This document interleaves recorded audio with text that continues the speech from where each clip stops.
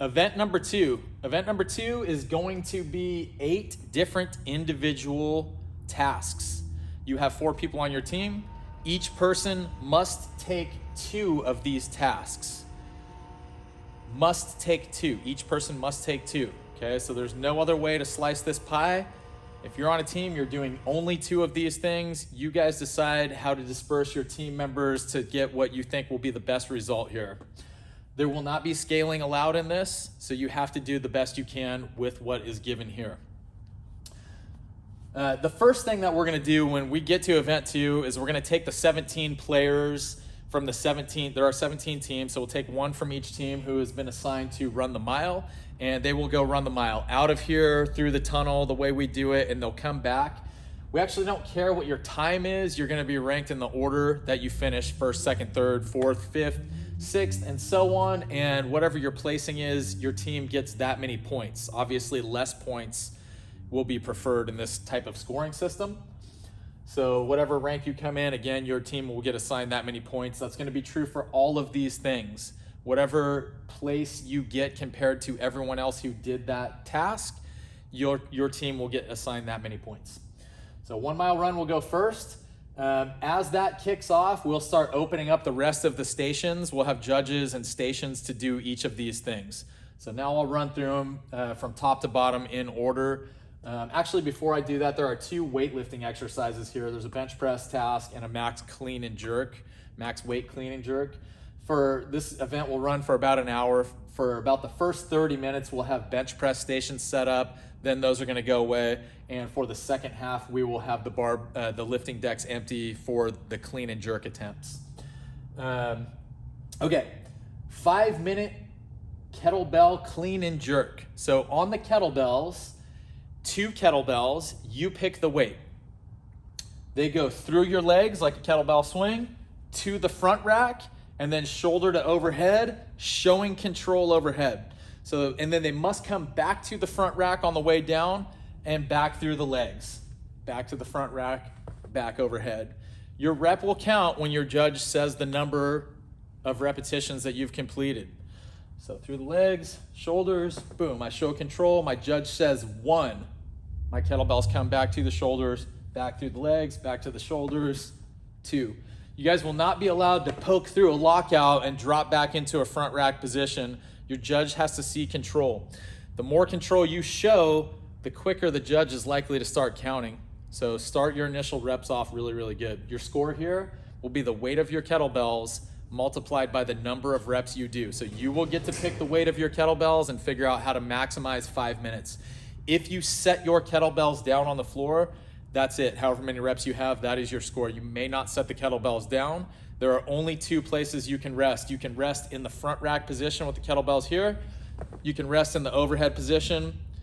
The kettlebells must come to front rack on the way down. You may not throw the kettlebells back through your legs from overhead. Okay. The next task on the list here is the max Turkish get-up. You will get 3 attempts at the max Turkish get-up.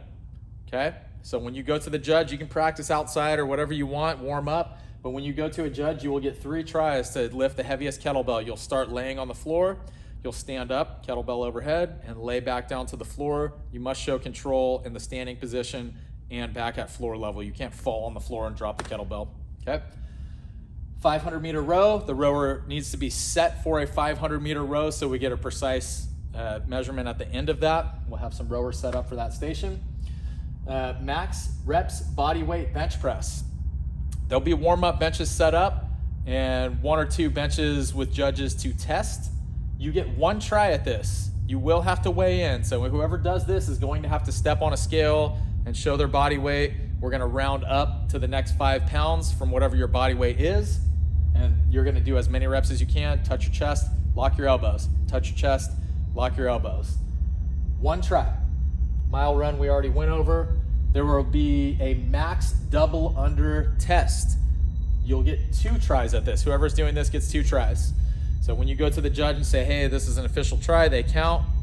You get to do that 2 times. So basically you get 1 mulligan. Double unders do not have to be consecutive. So you don't have to go double, double, double, double, double. you can get that rope going, singles, throw a double, back to singles, throw a double. That will count, but the second that your rope stops, that's the end of your set. Next task is a max set of muscle ups or pull-ups. If you have someone on your team that can do muscle ups and they do one single muscle up, that's going to beat every pull-up score, no matter how high. You may do ring or bar muscle ups, you will choose. They will be counted equally. And then obviously whoever did more muscle ups is going to be ranked higher than everyone else, down to who probably somebody will do one muscle up. I'm sure we'll have that. And then from there we'll rank down lower to the lowest set of pull-ups. You will get only one try at this. So when you approach the judge who's in charge of that station, you get one single try. That's it. Don't mess it up. The clean and jerks, which the lifting decks will be set up for about half of the time that this event runs, so about 30 minutes. You will have as many attempts at clean and jerks as you like to do. Okay, obviously we have a little bit of space limitation. We'll have probably 6 lifting decks or maybe 8 lifting decks set up. There'll be 17 of you guys vying for space over here. It should work out just fine. But we want to see what you guys can lift and give you a chance to do that one, as many times as it takes to get a nice heavy lift over your head.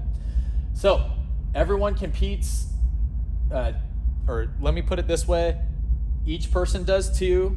You got 4 people on your team, that covers all 8 things. Whatever you do, you'll be ranked against the people that do that from 1 through 17.